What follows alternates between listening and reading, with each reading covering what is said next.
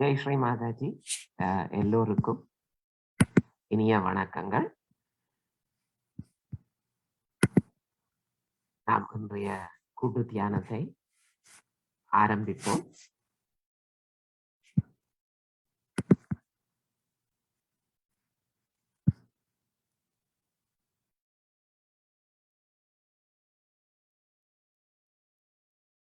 இன்றைய தியானத்தில் நாம் மீண்டும் ஒருமுறை வீட்டில் நாம் எப்படி தியானம் செய்ய வேண்டுமோ அதே போன்ற ஒரு வழிமுறையில் இன்றைய வகுப்பை செய்வோம்.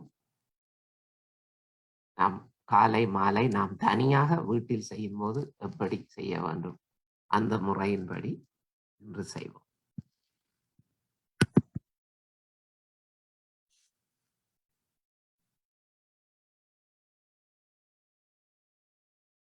முதலில்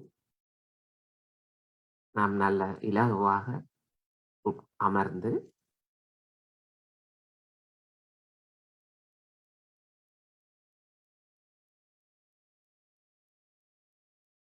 கண்களை மூடி கையை மடியில் வைத்து 1 நிமிடம் மூச்சு பயிற்சி செய்து நம் கவனத்தை உள்ளே எடுத்து வருவோம். முடிந்த அளவுக்கு எண்ணங்களை கட்டுப்படுத்துவோம். நாம் எப்போதும் கவனத்தை நம் சகஸ்ரார சக்கரத்தில் வைத்திருப்பது மிகவும் நல்லது. கூட்டாக 1 நிமிடம் மூச்சு பயிற்சி செய்து சிந்தனைகளற்ற நிலைக்கு இயன்ற அளவு நாம் செல்வோம்.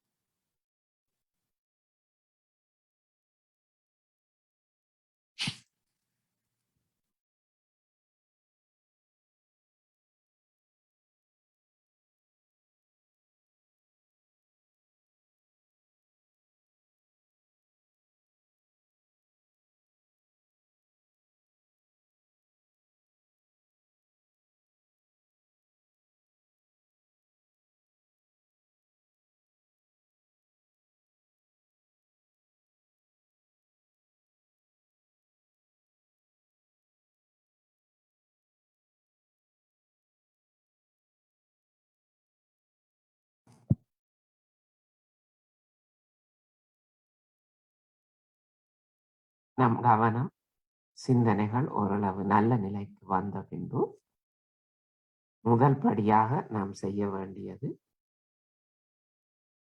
நம் குண்டலினி சக்தியை எழுப்பி கவசமிட்டுக் கொள்வது. கூட்டாக நாம் காணொளி பார்த்து செய்வோம்.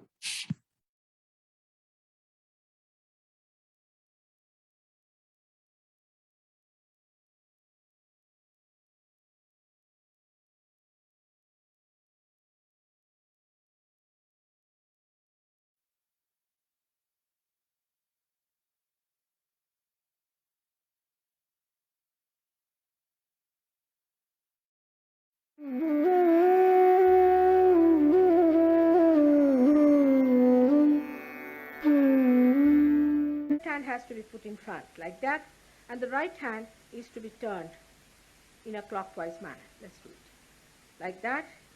You start moving it up, take it up like this, take it up, push back your head and loosen your shoulders and give it a twist. Now you tighten up there. 1. You'll see the results just now, the proof of it. Now again do it.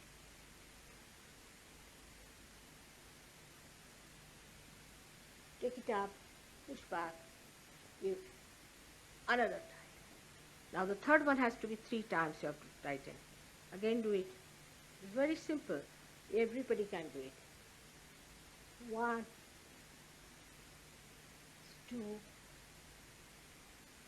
and 3. Like this. And give a kind of a protection to your aura. Now 1, this one protection to the 7 centers, so 7.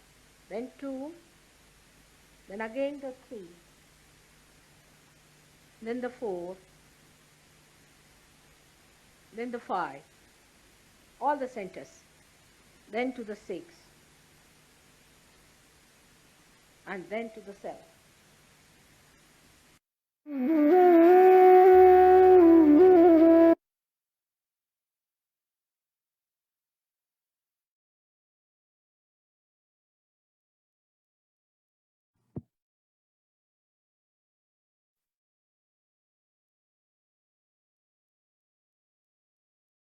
சகஜ யோகா என்பது அந்த பெயர் அமைந்தவாறு ஒரு இலகுவான தியான முறை, தன்னிச்சையான ஸ்பான்டேனியஸான தியான முறை.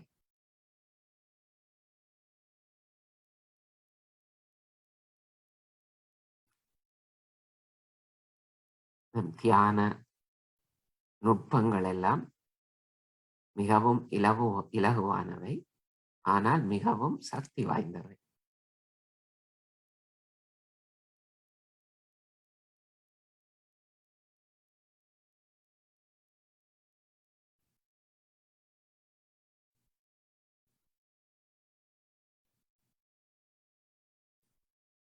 நாம் தியானத்தின் அடுத்தபடி குண்டலினி சக்தி எழுப்பி கவசமிட்ட பின்பு நாம் கவனத்தை இன்னும் வலுப்படுத்துவதற்கு நம் சக்கரங்கள் நாடிகளை ஒளிப்படுத்துவதற்கு ஒளிமயப்படுத்துவதற்கு நாம் 3 மகா மந்திரங்களை பாடலாக கேட்போம். வீட்டில் தியானம் செய்யும் போது நாம் அதை நாமாகவே பாடலாம். வீட்டில் தனியாக தியானிக்கிறோம்.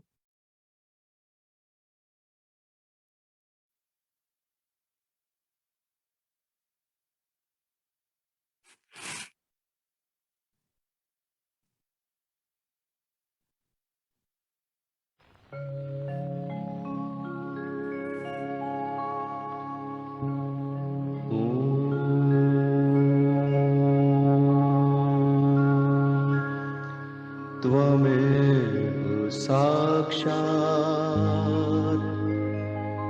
श्रीमहालक्ष्मी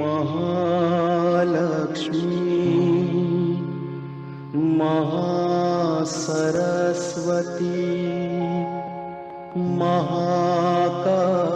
महाकाली त्रिगुणात्मिका कुण्डलिनी साक्षात् श्री आदिशक्ति माताजी श्री निर्मला देव्यै नमो नमः। ॐ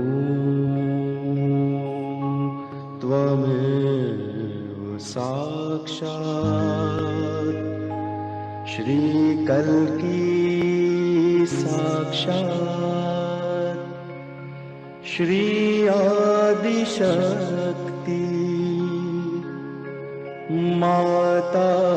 माताजी श्री निर्मला देव्यै नमो नमः। ॐ त्वमेव साक्षात् श्री कल्की साक्षात् श्री सहस्रार स्वामिनी मोक्ष प्रदायिनी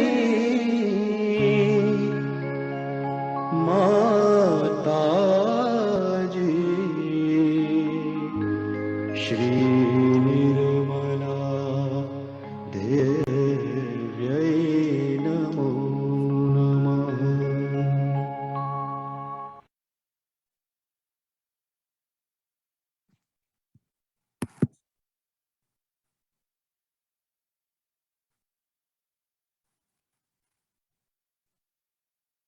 அடுத்தபடியாக நாம் ஒவ்வொரு முறையும் தியானத்தில் நம் இடது வலது மைய நாடிகளை சமநிலைப்படுத்துவது நல்லது, முக்கியமானது.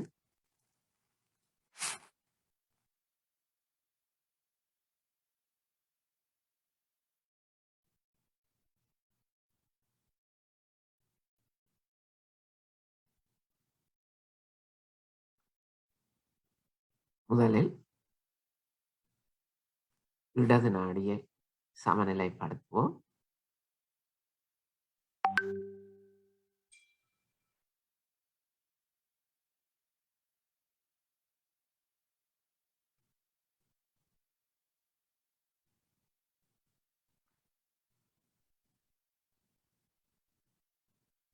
இடது கை மடி மீது, வலது கை பூமி தாயின் மீது.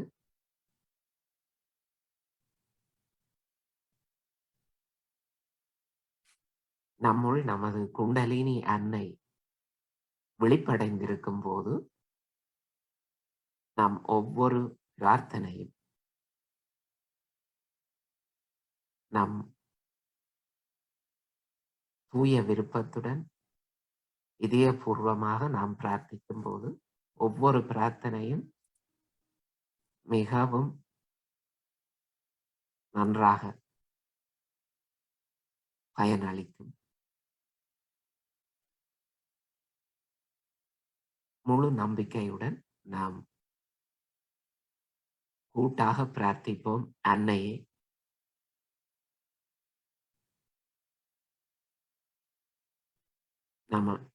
நம் இடது நாடியை சுத்திகரித்து சமநிலைப்படுத்தி தாருங்கள்.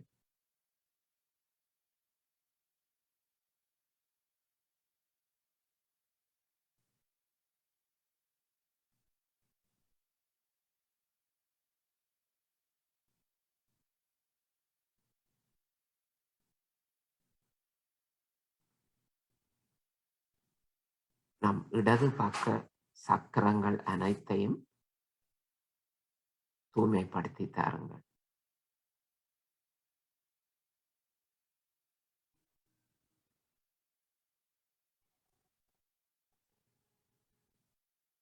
நம்முள் இருக்கும் தூய்மையற்ற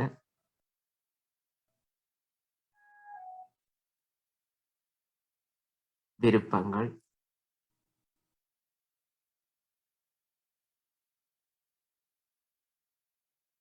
தூய்மையற்ற அறிவு, அவித்யா,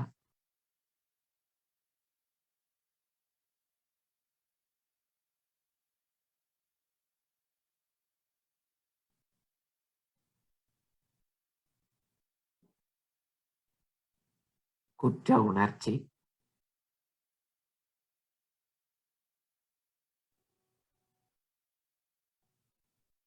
பிரதி அகங்காரம், அதாவது நமது பழக்க வழக்கங்கள், நம் ஆத்ம வளர்ச்சிக்கு தடையாக இருக்கும் நம் பழக்க வழக்கங்கள், நம்முடைய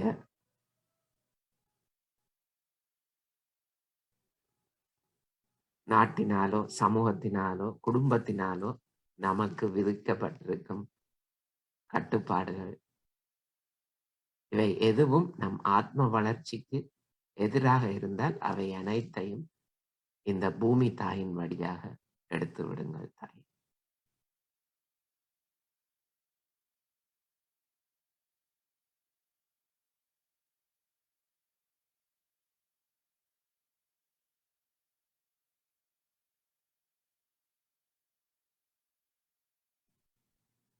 அன்னையே, நாம் எப்போதும் ஒரு தூய ஆத்மாவாக, தூய ஆத்மாவின் குணாதிசயங்களை பிரதிபலிப்பவர்களாக இருக்க அருள் தாருங்கள்.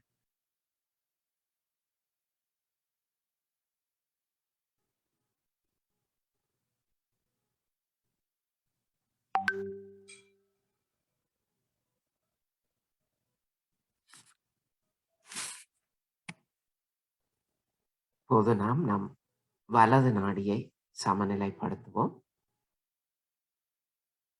வலது கை மடி மீது இருக்கட்டும். இடது கை ஆகாயத்தை நோக்கி,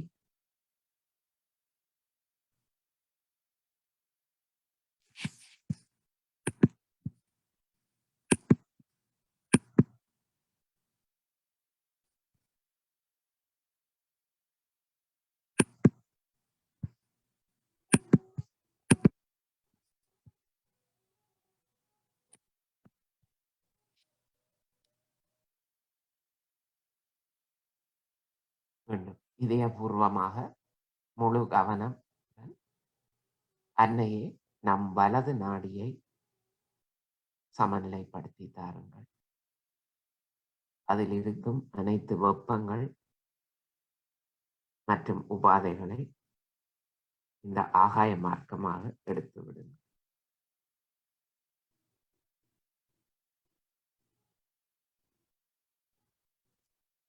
அன்னையே நம் வலது பாகத்தில் உள்ள அனைத்து சக்கரங்களையும் சமநிலைப்படுத்தி தாருங்கள்.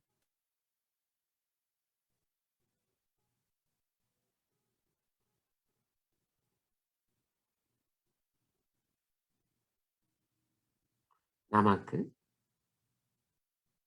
நம் தூய்மையை பாதிக்கும் எல்லாவற்றையும் எதிர்க்கும் சக்தியை தாருங்கள்.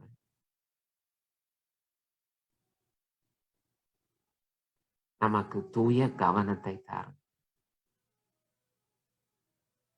நம் வாழ்க்கைக்கு தேவையான நிதி, பொருளாதார, தொழில் வளங்களை தாருங்கள்.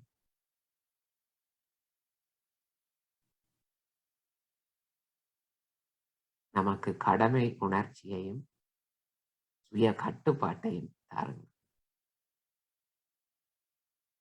இனிமையாக பேசும் திறனை தாருங்கள்.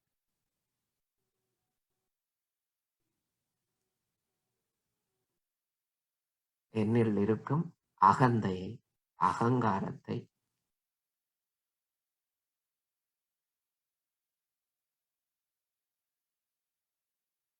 அகற்றி விடுங்கள்.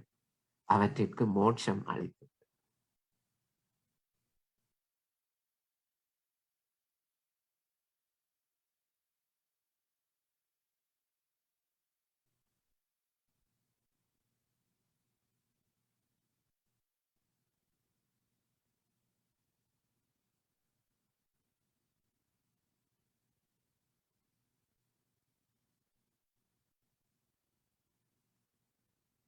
இரண்டு கைகளையும் மடி மீது வைத்து நாம் நம் மைய நாடியை சமநிலைப்படுத்துவோம்.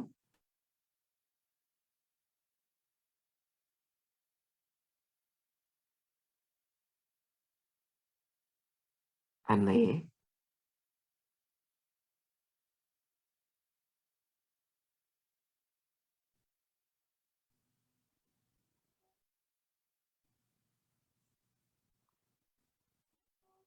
நமது கடந்த காலம் முடிந்து விட்டது.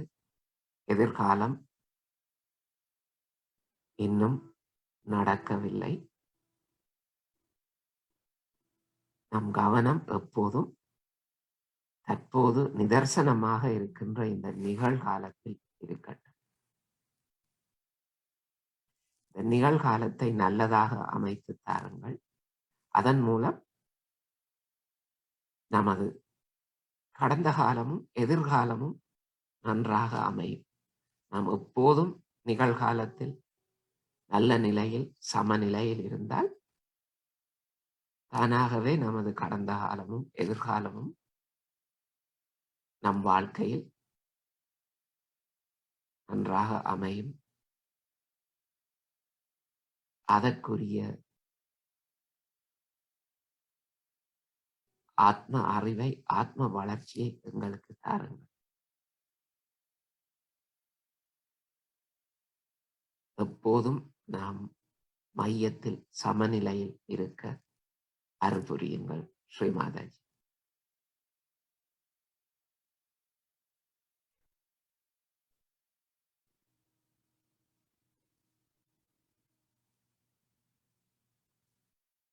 நம் வீட்டில் தனிமையாக தியானம் செய்யும் போது 3 நாடி சமநிலை பின்னர் ஒவ்வொரு சக்கரமாக நம் கவனத்தை மேலெடுத்து செல்வோம். மிகவும் எளிமையான தியான முறை என்று செய்வோம். சக்கரங்களுக்குரிய பண்புகளை நாம் நம் அன்னை குண்டலினியிடமும் நம் குருவான அன்னை ஸ்ரீ மாதாஜியிடமும் அந்த பண்புகளை நமக்கு தருமாறு, நம்முள் வளர்த்து தருமாறு மனப்பூர்வமாக வேண்டிக் கொள்வோம். மூலாதார சக்கரத்தில் நம் எல்லோருக்கும் இப்போது நன்றாக தெரியும், நமக்கு குழந்தைத்தன்மையையும் பவித்திர கற்பு நெறியையும் தாருங்கள்.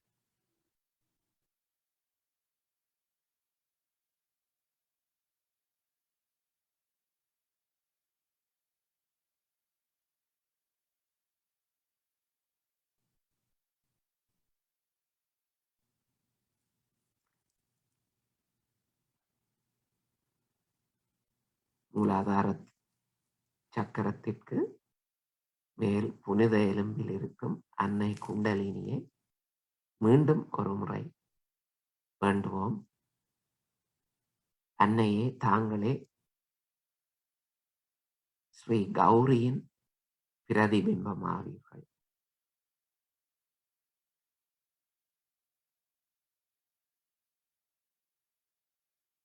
நம் எல்லோருள்ளும்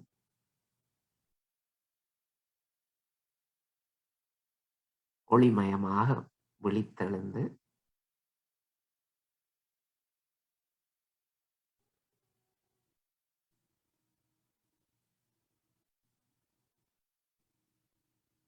நம் சக்கரங்களை வளம்படுத்தி நம்மை தியான நிலைக்கு எடுத்து சென்று இந்த பரம சைத்தன்யத்துடன், பரமாத்மாவுடன் நம்மை இணைத்து விடுங்கள்.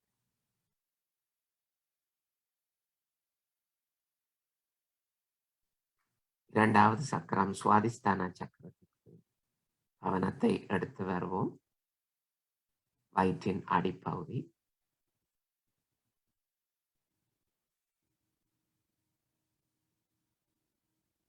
சுவாதிஸ்தானம்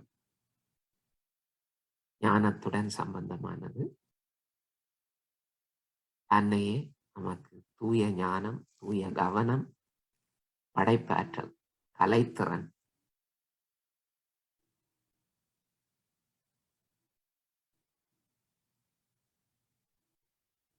தாருங்கள்.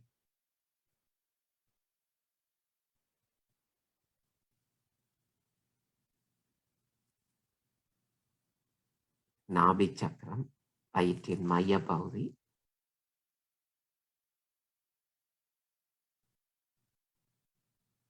அன்னையே, நம் வீட்டில் லக்ஷ்மீகரத்தையும் மங்களத்தையும், நம் பொருளாதாரத்திலும் தொழிலிலும் லக்ஷ்மீகரத்தையும், நம் வாழ்வில் திருப்தியையும் அமைதியையும் நமக்கு தந்தருளுங்கள்.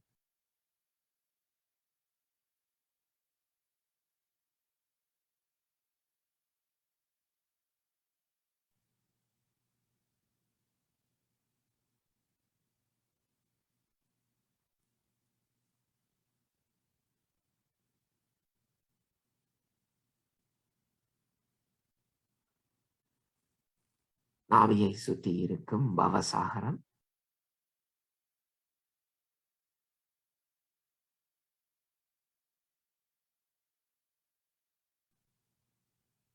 அன்னையே,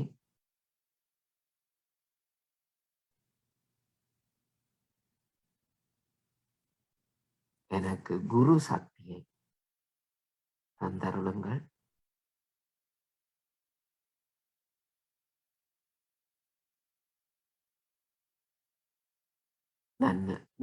என்னை நானே ஒழுங்குபடுத்திக் கொள்ளும் சுய குருவாகும் பாக்கியத்தை அருளுங்கள்.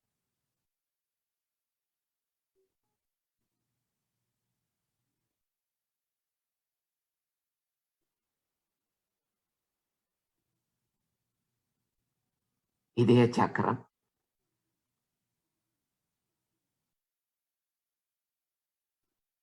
அன்னையே,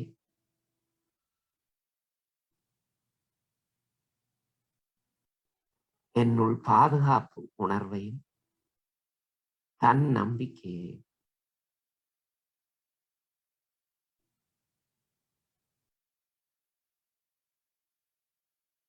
வளரச் செய்யுங்கள்.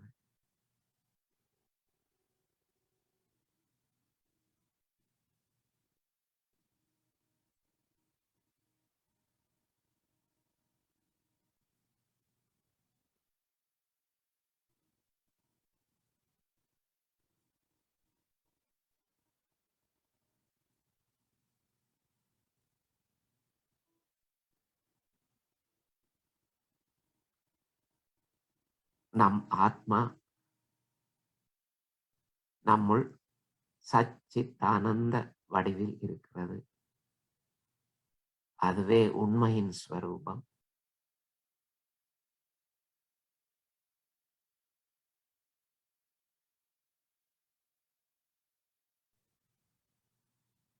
நம் வாழ்வில் ஆனந்தத்தை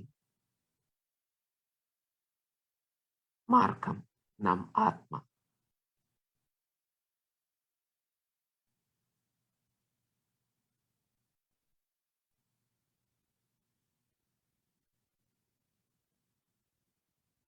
கவனத்தை விசுதி சக்கரத்திற்கு எடுத்து தருவோம்.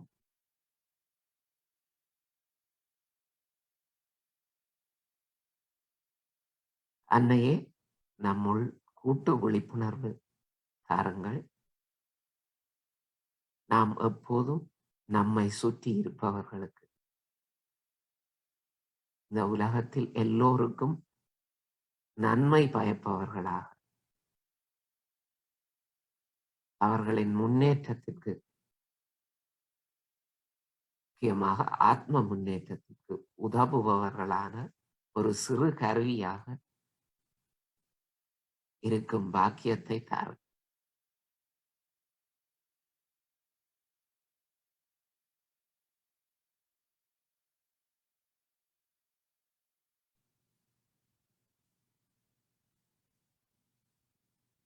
கவனம் நம் ஹம்சா சக்கரம் நெற்றி புருவங்களுக்கு இடையில்.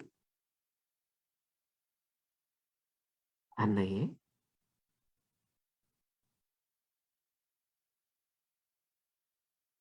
நமக்கு நல்லது தீயது என்பவற்றை பகுத்தறியும் திறமையை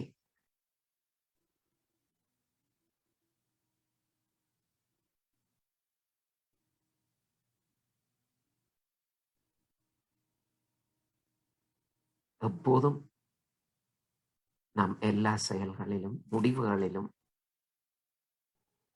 பிரதிபலிக்கும்படி செய்யுங்கள். நம்முள் அந்த நல்லது எது தீயது எது என்ற உள்ளுணர்வு எப்போதும் இருக்க செய்யும். நம் வாழ்க்கையில் எடுக்கும் எல்லா முடிவுகளிலும் அது பிரதிபலிக்கட்டும். கவனம் ஆக்ஞா சக்கரம் நெற்றி போட்டு.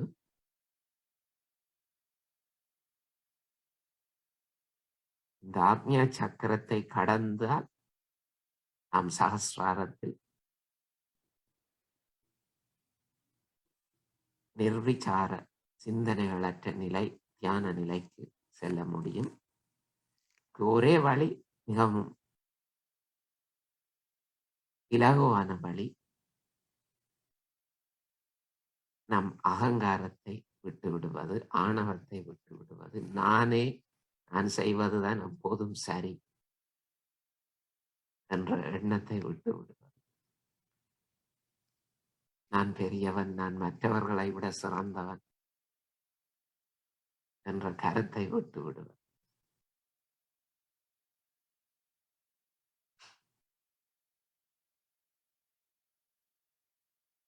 அதை விட்டு எல்லோரையும் மன்னிப்பது.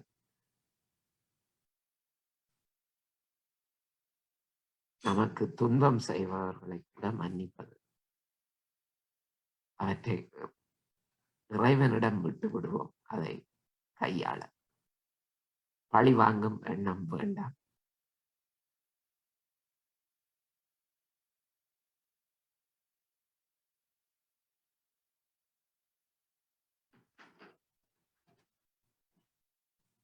இப்போது கவனம் நம் 1000 இதழ் கொண்ட கமலமான சகஸ்ரார சக்கரத்திற்கு வரட்டும்.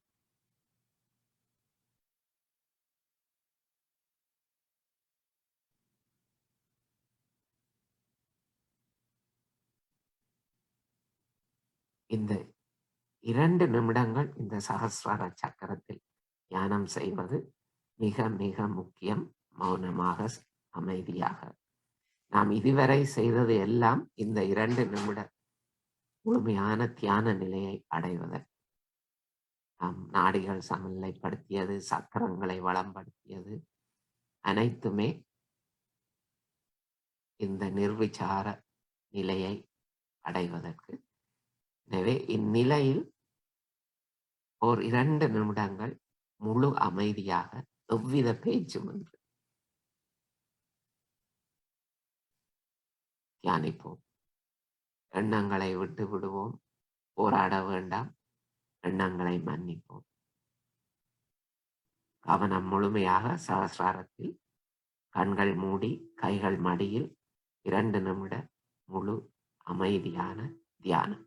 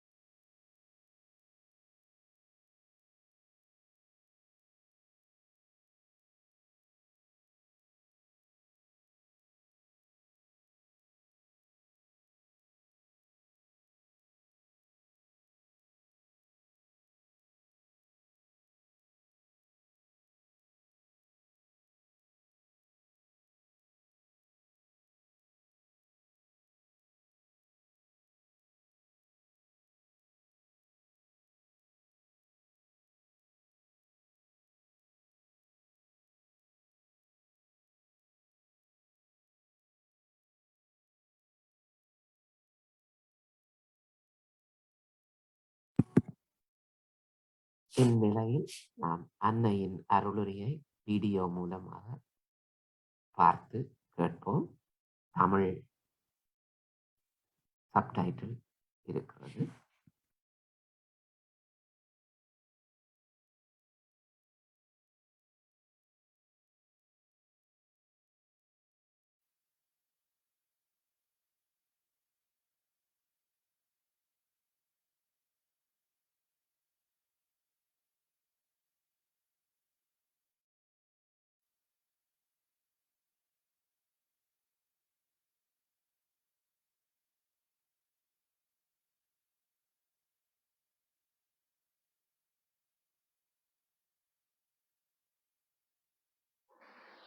Now the question he asked me was in the nature of an inquiry of a person who wants to find out what is the proof that there is God. How are we to convince people what is God? That we have to achieve something as far as God is concerned. How are we to convince them that we have got all these centers within us and that you have to achieve that realization? Then also, how are we to prove to others that you have achieved your realization?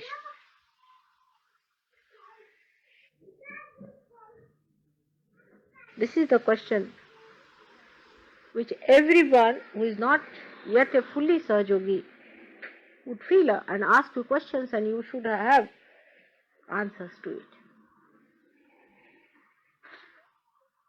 The first and foremost question is, how do we prove that there is God? Because you assume that there is God, because somebody has said there is God. Now, what are the ways of proving this, that there is God? So, we have to attack the question first from the reasoning point of view, that we should be able to tell people that there is God through reason, not through experiencing, because they have to be prepared for it. There will be many who really do not believe in God, but just out of fashion they are saying, all right, we accept, because they want to keep a peace and a compromise.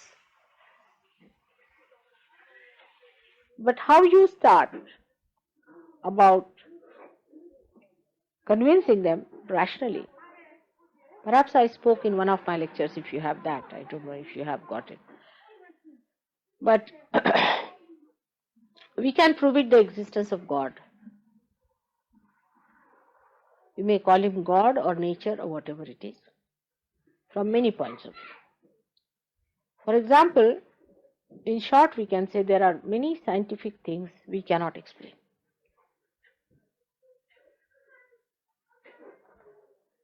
We cannot explain how the periodic laws were established without somebody being there.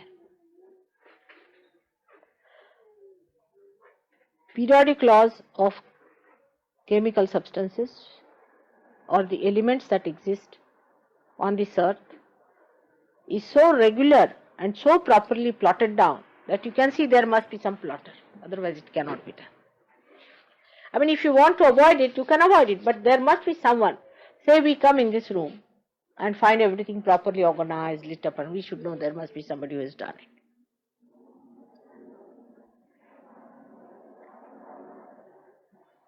Then a very good example is given by a very good French biologist. He says that if you use law of chance, the law of chance states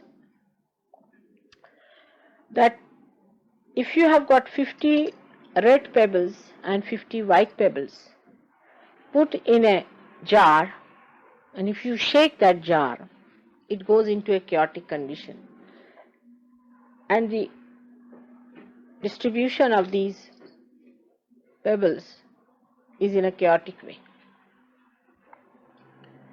To bring them back to their normal condition of having the red on one side and the white on the other side,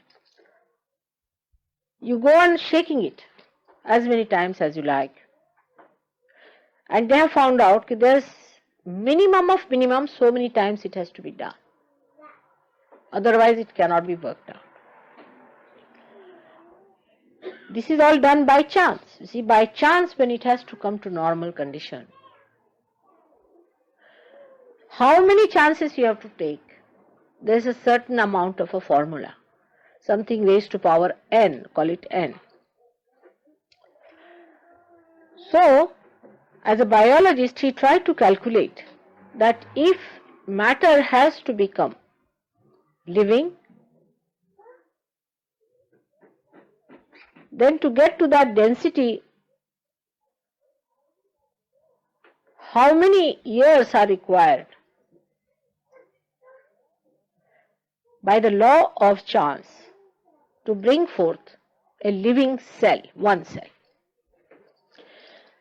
And he found out that billions and billions and billions of years, if this law of chance works out, then only one unicellular animal can be created. But in this short time, from when the earth receded from the sun and then cooled down, and then life came into being, then human beings were created who are very complicated. It is such a short time compared to that time which is required by chance that he has proved mathematically that it is an impossibility, it cannot happen. It is that fantastic. This is a scientific, very good proof of a biologist, that there is somebody, a juggler, who is doing that job. You may call him God, you may call him nature, whatever it is, but the nature thinks.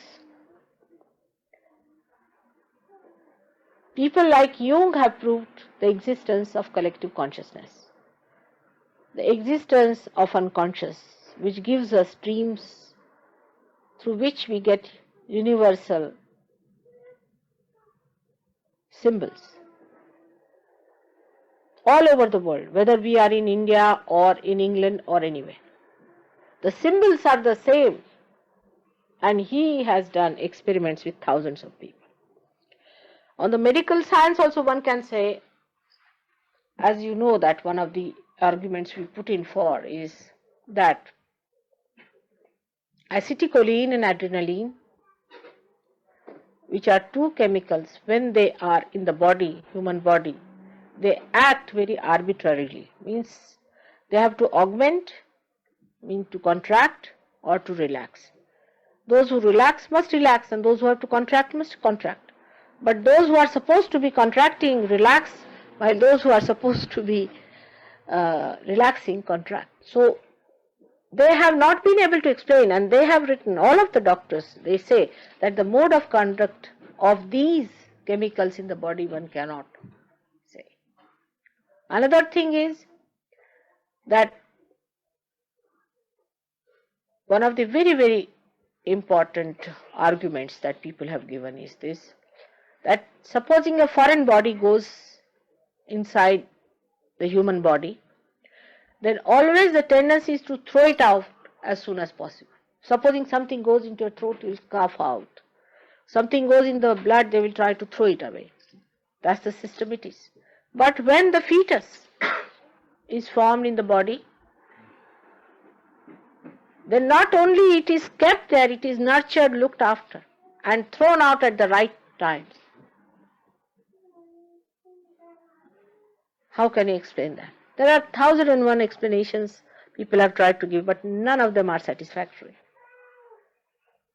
Then this earth is spinning with such a speed, and we are kept glued to this earth, we never even feel the speed. And so many things like that people have been able to say, and so many scientists have felt that there is some force which is beyond us, which is very dynamic, which acts in such dynamic ways that we cannot explain. So we come to a point where we tell people that there is some force which we have to discover. Now, then as Sahaja Yogis, you can say that this hankering to seek, after a certain level of evolution, because some people do not have at all seeking, you know that. They are just seeking food to eat just like animals. Some people are seeking power. Some people are seeking money also. But there are so many people who are seeking something beyond. This seeking has come to us. And this seeking that has come to us has led us to some sort of a path by which we should find out. Now you have seen with your naked eyes a Kundalini rising at my feet. You have seen the pulsation of the Kundalini taking place. That nobody can do. There is no mesmerism, nothing. When the Kundalini rises with the stethoscope, you can feel the rising of the Kundalini. With the rising of Kundalini, you have known that we have cured people of different diseases. Even a person who was just dying, whom doctor had decided that they are dead and to be buried very soon, have been cured. And it is so dynamic, the dynamism I'll tell you, it's so dynamic. Like we can take the case of, say, his brother. That he was so very sick and they said he has got blood cancer, he's going to die within 8 days. I mean, he just told me this, that's all. And he's cured. Today Linda told me that her mother was always angry with Peter. Where is she gone? Where is she? Linda?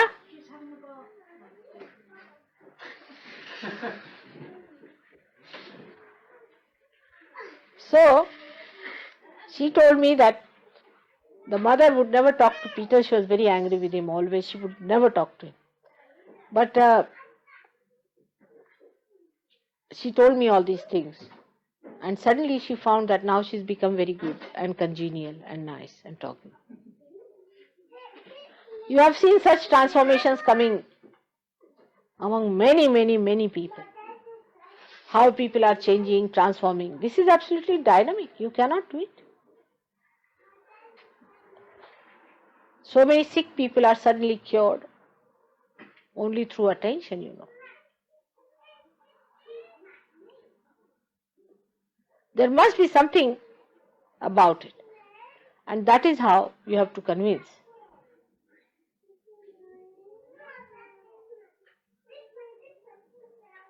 People about Sahaja. But after getting realization, you just see the Kundalini, you see the rising of the Kundalini, you also feel the vibrating force of Kundalini. You also see how you got cured, how you got out of your problems, how you were in trouble, what problems you had. You had seen all these things. And these things happened to you also. Some of you were drug addicts, some of you were suffering from some mental troubles, some were having physical problems. All these, you see, are cured and you are much better people now. This has happened to you very easily, without much effort being put into it. It is not possible to get rid of these things easily. Definitely you can raise the Kundalini, you can feel the Kundalini. You know for definite that when you say that person has got this left Swadhisthana or anything, everybody says the same and you are sure of it. It is not possible for everyone to say the same thing, even the children saying the same thing about a person, and he says also it is verified. So, part of it comes to you in complete proof that there is something about it.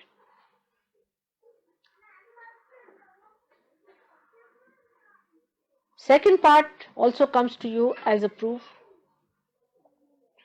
because now you know there are vibrations flowing into it. There's no jugglery about it. And then you can feel it very clearly.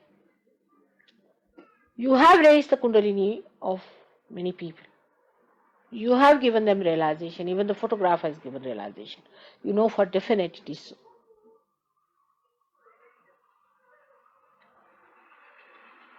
And also you know that if you want to ask any fundamental questions, you get answer as a great flow of vibrations. When you ask the question whether there is God, immediately you get tremendous vibrations proving that there is. You ask some questions which you know for definite and say, is it so? And you know that it is not so. Definitely, you do not get any vibrations. That's how relatively you know when do you get vibrations, when you don't get vibrations. If you ask a very big fundamental question, you get vibrations of a very strong nature. But in ordinary things you might get a little. So it proves that the vibrations speak to you as vibrations. This should prove that there is God because you have asked on vibrations and you have found that there are vibrations. And that there is God.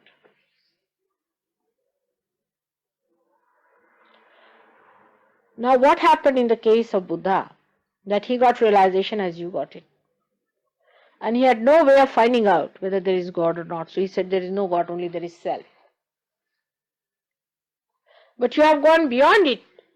So if you find 70% of the proof through your own experiencing it and raising of the Kundalini and all that, then the 30%, whatever it is to be ascertained through the vibrations. And when you ascertain it through the vibrations, for example, I say this is hot. How do I know? By feeling it itself, it is hot. Now anything that makes me hot is hot. But relatively I know this is hot, that is cold. In the same way, on vibrations also, you can ask various questions and find out yes and no. And then you can believe it, that there is God Almighty. And this all-pervading power exists. Not only exists, but operates. The rest of it is all a myth.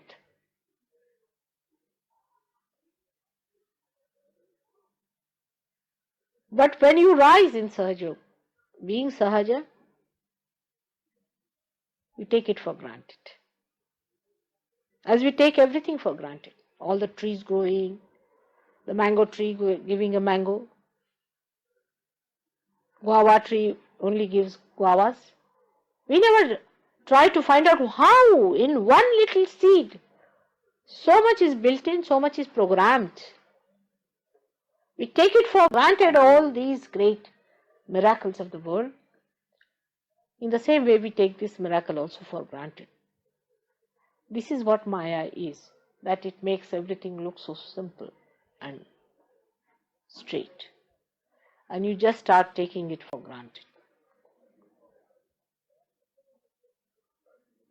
Then you have to understand that it is not to be taken for granted.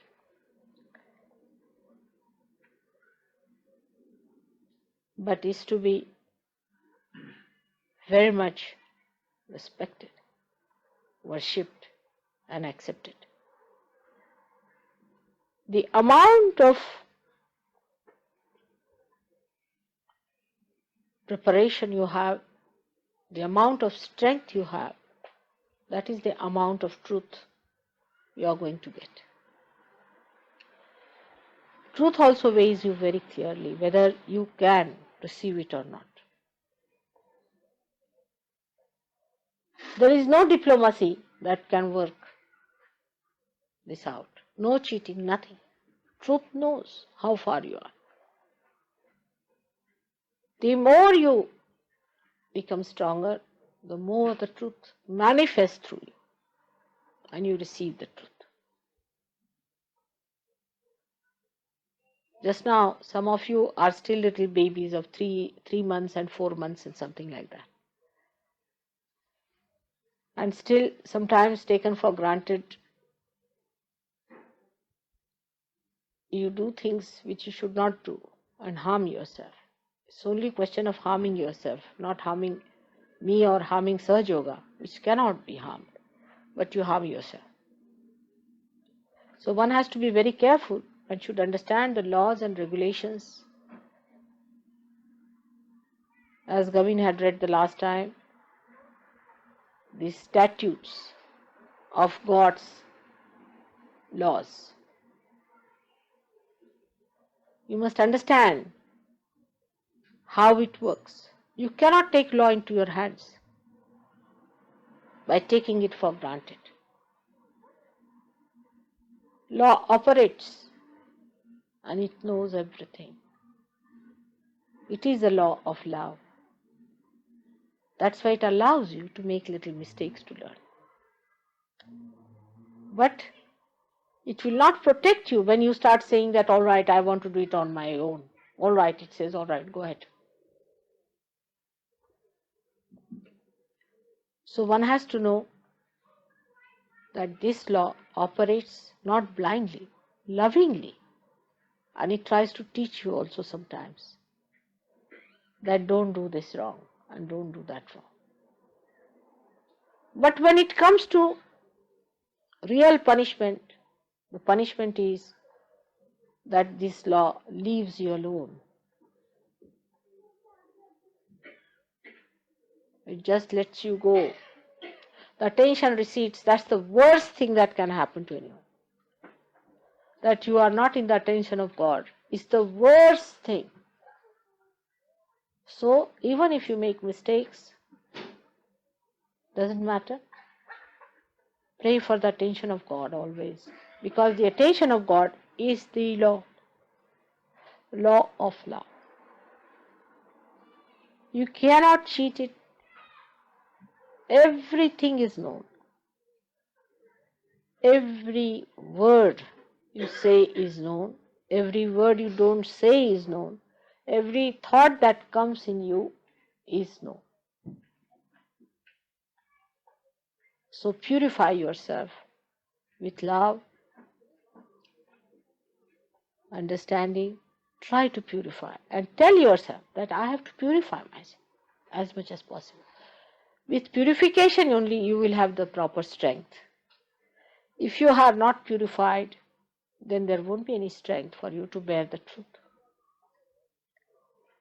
Once you bear the truth, your own life will convince people that you are divine. Your face will convince people. Everything that you do will convince people that you are divine. And whatever you say, people will know it is coming through divine force.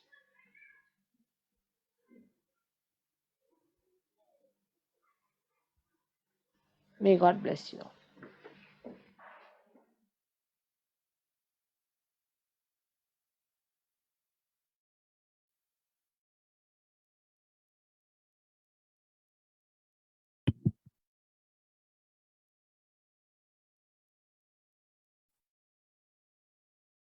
எப்போதும் அன்னையின் அருள் உரையின் பின் நாம் மௌனமாக சிறிது நேரம் தியானிக்க வேண்டும்.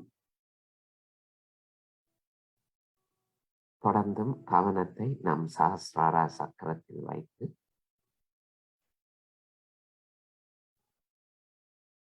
அமைதியான தியானத்தை தொடர்வோம்.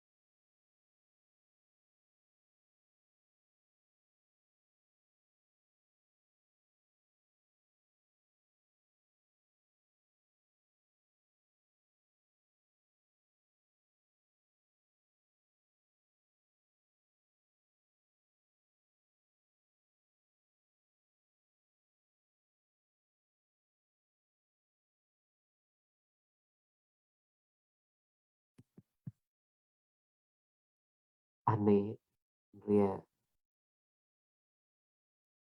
அமைதியான கூட்டு தியானத்திற்கு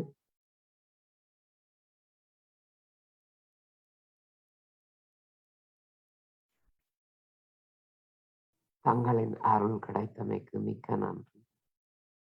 நம் கோடானு கோடி வணக்கங்கள்.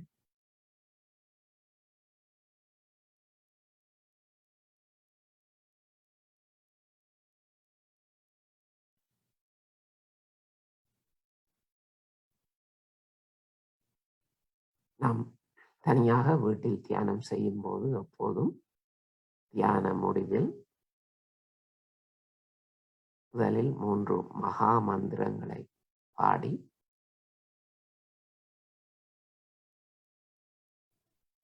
நம் தியான நிலையை வலிமைப்படுத்தி பின்னர் குண்டலினி எழுப்பி கவசமிட்டுக் கொள்வோம்.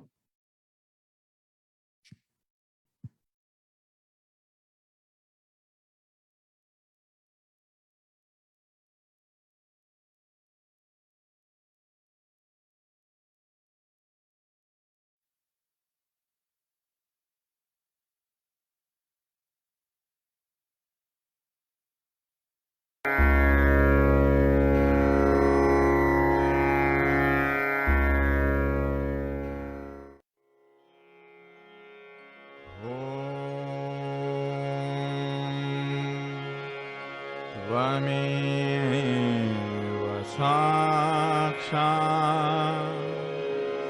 श्रीमहालक्ष्मी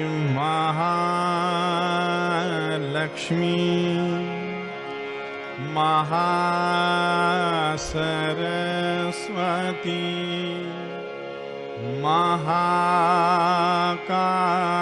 महाकाली त्रिगुणात्मिका कुण्डलिनी साक्षात् श्री आदिशक्ति माताजी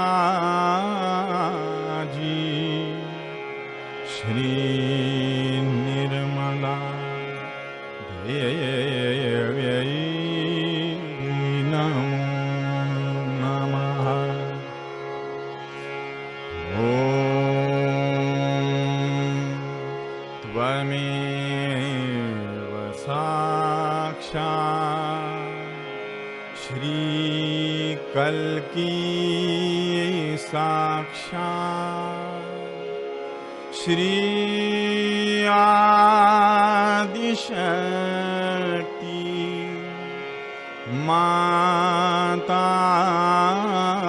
माताजी श्री निर्मला देव्यै नमो नमः। ॐ त्वमेव साक्षात् श्रीकल्की साक्षात् श्री सहस्रार स्वामिनी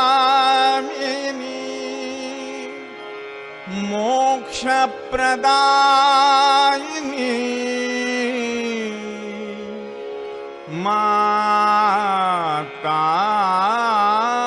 माताजी श्री निर्मला देव्यै नमो नमः।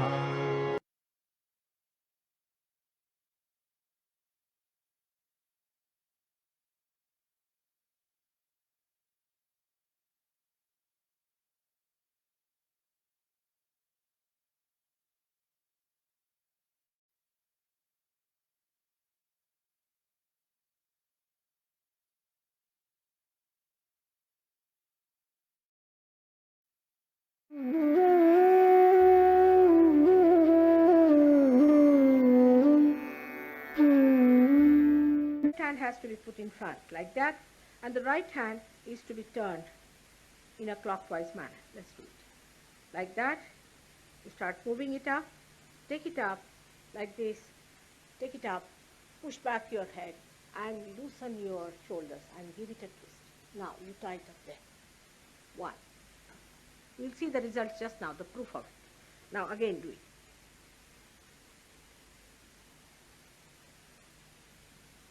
Take it up, push back, give another time. Now the third one has to be 3 times you have to tighten. Again do it. It's very simple. Everybody can do it. 1, 2, and 3. Like this. And give a kind of a protection to your aura. Now 1, this one protection to the 7 centers, so 7. Then 2, then again the 3, then the 4, then the 5, all the centers, then to the 6, and then to the 7.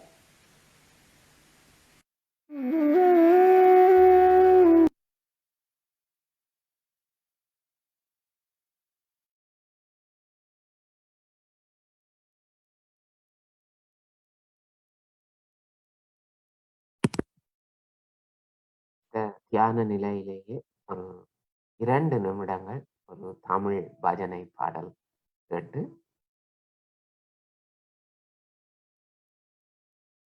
தியானத்தை நாம் முடித்துக் கொள்வோம்.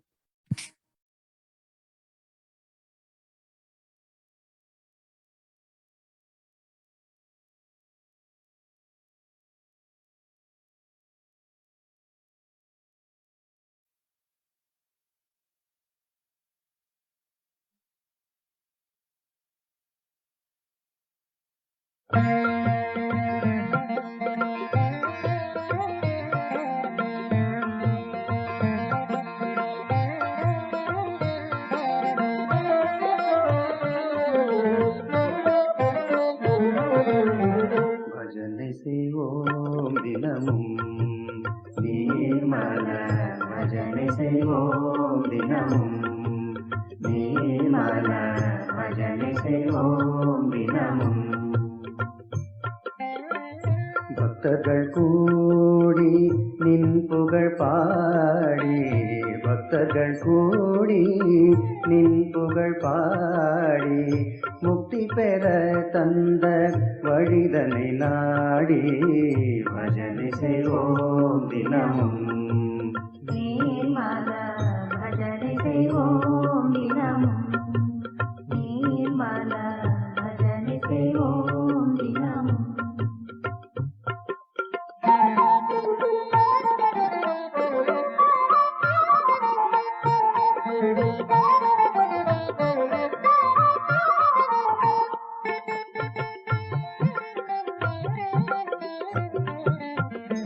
ஆதிமூலத்தின் பிரம்மா நாதமும் நீயென அந்தரங்கத்தின் ஆனந்தமும் நீயென ஆதிமூலத்தின் பிரம்மா நாதமும் நீயென அந்தரங்கத்தின் ஆனந்தமும் நீயென அண்டசராசரத்தின் ஆருணி நீயன அண்டசராசரத்தின் ஆருணி நீயன அன்பும் பேரின்பமும் ஆதி சக்தியும் நீயன பஜனை செய்வோம் தினமும் நீர்மல பஜனை செய்வோம் தினமும் நீர்மல பஜனை செய்வோம் தினமும்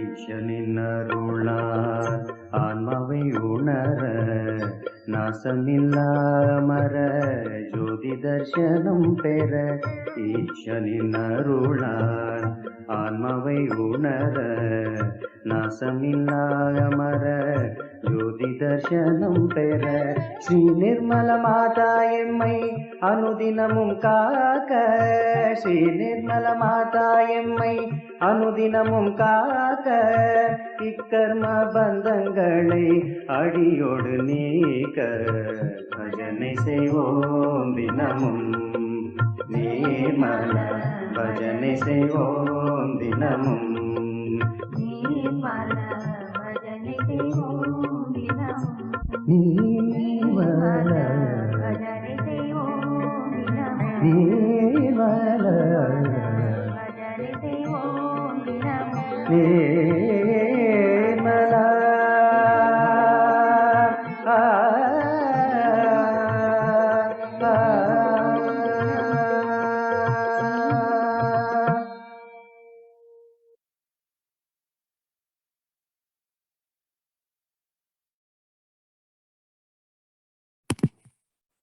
வணக்கம் எல்லோருக்கும்.